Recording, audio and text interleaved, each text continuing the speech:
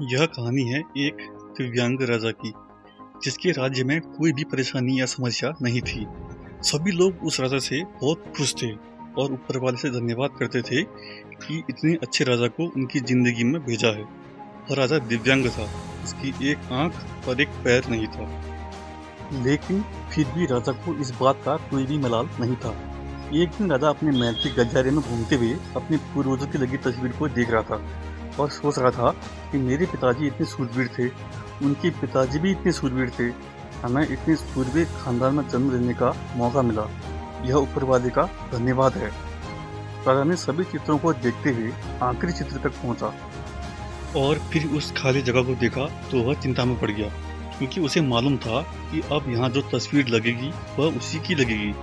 लेकिन राजा को इस बात की चिंता नहीं थी कि वह मर जाएगा। चिंता इस बात की थी कि वहाँ जो पेंटिंग लगेगी वो कैसी लगेगी। राजा की एक आंख और एक पैर न होने की वजह से वह चिंता में पड़ गया और सोचने लगा कि इस गलियारे में इतनी शानदार पेंटिंगें लगी हैं, लेकिन मेरी एक आंख और एक पैर न होने की वजह से मेरी ही तस्वीर सबसे खराब लगेगी और सबसे भद्दी दिखेगी। राजा ने सोचा कि मरने के बाद पता नहीं कैसी पेंटिंग बनेगी, और क्यों ना मैं अपने जीते जी एक शानदार पेंटिंग बनवाऊं, ताकि मुझे ये सुकून मिल जाए कि मेरी यहाँ अच्छी पेंटिंग लगेगी। उस राज्य में ऐलान करवा दिया गया और सभी पेंटर्स को बुलाया गया और कहा गया कि जो भी पेंटर राजा की शानदार पेंटिंग बनाएगा उसे शानदार इनाम दिया जाएगा। अब सभी पेंटर्स राज्य में आए और उन पेंटर्स को पता था शानदार पेंटिंग बनेगी तो शानदार इनाम मिलेगा। लेकिन जिस राजा की एक आंख नहीं है, एक पैर नहीं है, उसकी शानदार पेंटिंग कैसे बनेगी? पेंटर सोच रहे थे कि इनाम का तो पता नहीं, लेकिन अगर शानदार पेंटिंग नहीं बनेगी और राजा गुस्सा हो गया तो सजा मिलेगी। इसलिए बड़े बड़े चित्रकार भी आगे नहीं आए।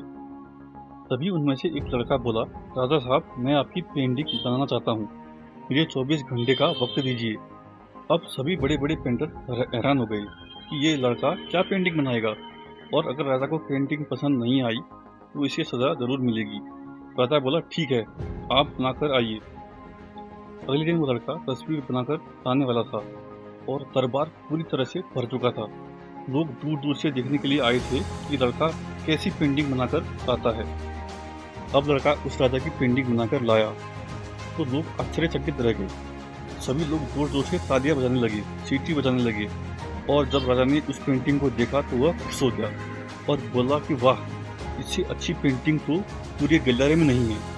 राजा ने उस लड़के को बहुत सारा इनाम दिया। अब आप सोच रहे होंगे कि उस राजा की पेंटिंग बनी कैसी होगी, जिसकी एक आंख नहीं है, एक पैर नहीं है, कैसी पेंटिंग बनाई होगी उस लड़के ने। उस तस्वीर में लड़के ने उस राजा को घोड़े पर सवार किया था।